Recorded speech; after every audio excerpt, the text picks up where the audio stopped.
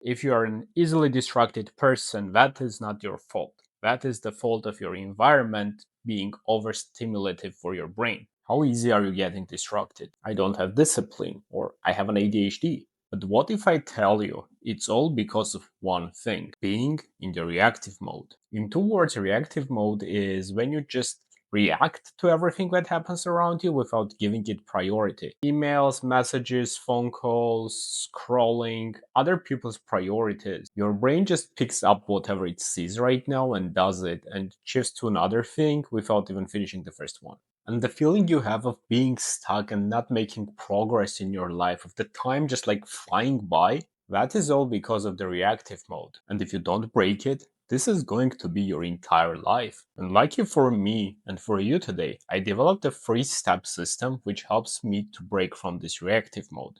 And by the end of this video, you will learn how to do it yourself, how to stay focused, and how to move forward in your life. For those who don't know who I am, my name is Arman. I'm a business productivity coach who helped over 200 companies to scale with consistent, scalable, focused systems. Teaching people and businesses how to be productive, scale, grow is my bread and butter.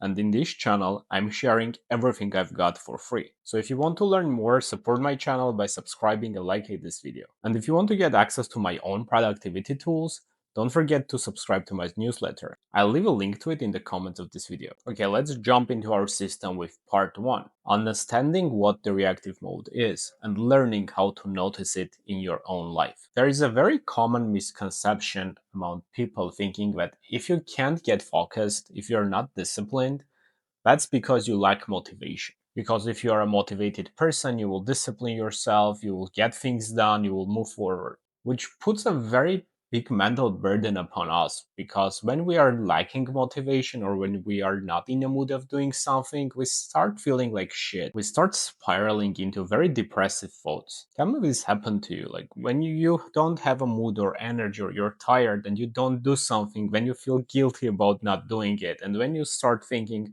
I'm a piece of shit. I'm not going to do anything in my life because I don't have motivation. But that's not true. It's very hard to stay motivated when your brain is being pulled in all the directions. Every time you switch from one thing to another, your mind, your focus is restarting. Now imagine that your mind is being restarted every like 30 seconds or a minute. It's the same as you try to play a video game and your PlayStation starts resetting itself every 1 minute. Good luck even finishing loading the game. That's the same thing that happens to our brain. Here's what the reactive mode looked like in my own life. I will start my day with trying to do something important, finishing a big task. Then I will get a Slack message pop up. I was like, okay, I'll go and answer. And while I'm answering it, I will remember, oh shit, I forgot to do this, which is related to this task. And get into the loop of doing things which are spiraling into other things, into other things, into other things. But your whole day just goes plugging these small holes. And the main thing just sits there for weeks, for months, forever. I'm sure it sounds very familiar to you guys. And the biggest danger of the reactive mode is that we train our brain to crave those interruptions. If you don't know, our brains work in things called habit loops, meaning when we start doing something a lot of times, our brain starts getting used to it and starts operating in that way. And for our brain, it doesn't know if it is a good habit or a bad habit. I'll make another video explaining how the habits work and how you can change them. It's a whole big subject, but the most important part in here, you don't want your brain to start getting comfortable with being distracted all the time. Now that you understand the concept of reactive mode, what I will suggest is try noticing when you're reacting to something. And if you start trying to notice it, trust me, you will notice it every time. And that leads to our second part, how to get rid of it. I've tried a lot of methods of being concentrated and focused, and one thing has had the biggest impact. That's resetting my environment. And I mean totally eradicate any distractions physically from your surroundings. Doesn't matter how motivated, disciplined person you are. If the distractions pop up in your surroundings, you are going to pick them up. The 3 biggest disruptors in our life are, of course, our phone, our laptop, and our workspace. Here's how I minimize distraction with each one. Let's talk about the phone setup. This is something you can do right now. I mean, watch this and do it right now. First of all, turn off all the notifications from the apps you have. I'm sure when you install the apps, you don't even pay attention and allow notifications. Go to your settings, turn off every notification except from the essential apps like text messages, maybe emails. Delete all the social media notifications, everything. Second, clean up your home screen. I don't want you to see any app icon when you pick up your phone. It should be just a clock, nothing else. Even when you open up, until you scroll to the right or to the left, you should not see anything in there. Maybe just your calendar, weather, time, just small things. Once you've done it, put your phone away. Physically limit yourself from going and reaching to it. You can even go further and use things like focus mode or do not disturb. The whole idea is when you are concentrated, it should not be around you. You need to make an effort of like standing up, going there and picking it up, which will stop your brain to doing it instinctively on the go. And second, even if you grab it, there is nothing on your screen, so you are just like looking at nothing, putting it aside. The first day I started doing it, I felt like an idiot. I was just picking up my phone once in 5 or 10 seconds, looking at it, putting it aside. But in a couple of days, you just get used to it. The second part is your laptop or PC setup. Turn off notifications from any distracting apps, auto starts, just clean it up. Clean up your desktop from anything that can cause a distraction when you're working. And most importantly, don't open up everything at the same time. Trust me, the world will not burn if you answer a message on a Slack or email 10 minutes later. This is especially important for people who are working on their laptops, who are remote workers, freelancers, or like corporate. And those two tie together in your workspace or environment setup. Once you have your phone away or cleaned up, the same with your laptop, you clean up everything around you that can distract you. The whole idea, again, your environment and your tools, which are the most of your day, in my case, my laptop, my phone, my desktop, or over 10 hours of my day, should be as less distractive, as clean, and help you focus as much as it can. But the environment is just the start.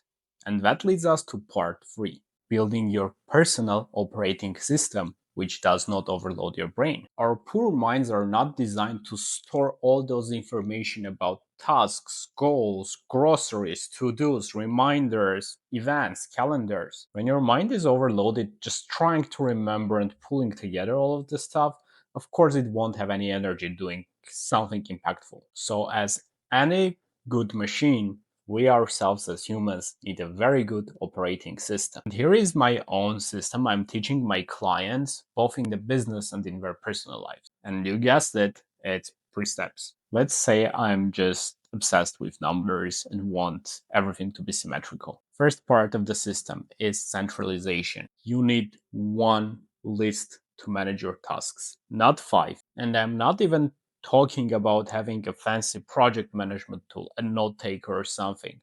Open a Google Doc and make a list of things you need to do, but that should be your only place you go to manage your things. One list for all the tasks, one inbox connected to your old emails, and that turns into your one homepage you open up every time you start loading your system. Once you've consolidated everything into this one place, like one task list, one calendar, one inbox, you don't have to stress out about forgetting stuff and you will not forget stuff anymore. I kind of jump ahead here, but the second part is the calendar. So your task list needs to show you what things need to happen, and your calendar is showing when those things need to happen. A lot of people are misusing calendars for task tracking.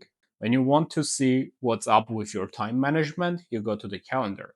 When you want to see what you need to do as actual work, that should be in your task list only. Separating these two gives you a deeper clarity into your life, a very nice time management skills, and overall a better control about your own time. And the real game changer is the third step, which is a weekly reset. I personally advise to do a weekly reset on the second half of the Friday when you are ending your week and going to the weekend. First of all, weekly reset helps you to kind of put an end to your week and to start your new week from the new, which is taking out the feeling of, when you something are being dragged in your mind, like it goes in your mind over the weekend, so you're not getting a proper rest and things are just feeling nonstop. That's one of the main killers of urgency in our lives because when we are thinking, oh yeah, I'll do it next week, I'll do it tomorrow, I'll do it next month, the whole urgency is just going away. But when you're doing a weekly reset, your mind starts working in 1 week frames. And this reset includes going over your task list, your calendar, understanding what you have done this week, what you haven't done this week, and what you have to do for the next week. The weekly reset helps you get clearer priorities on larger scale. And why do I like doing it on Fridays? Because I want to go into my weekends without worrying about the works and priorities and use those weekends to recharging my mind, recharging my energy. So when you install these three parts of personal operating system, your life becomes systemized, standardized. And instead of being into reactive mode of just juggling between 50 things, trying to remember grocery list and stuff, your life is a system. And you know from computers, if a system is set up very well, it works better. Now you have a good understanding what reactive mode is, how to notice it, how to reset your environment, and how to build a personal operating system which is designed to fight this reactive mode. I'm not exaggerating. Implementing this system helped me complete more things in the past 2 months that I've done in 2 years prior to. So I strongly recommend you to give it a try. It's not hard. It will take you only 20-30 minutes to do the whole setup and a couple of days to start getting used to it. Every day staying distracted, you're taking something amazing from your own life and from your contribution to the world. So I hope this helps you and you start kicking some ass starting today. And only if this video was helpful, don't forget to subscribe, like this video, and leave a comment. Oh yeah, and check the description of the video. I've left a bunch of cool tools that will help you to increase your own productivity. And if you want to watch my next video, it's right here on the screen. See you next time.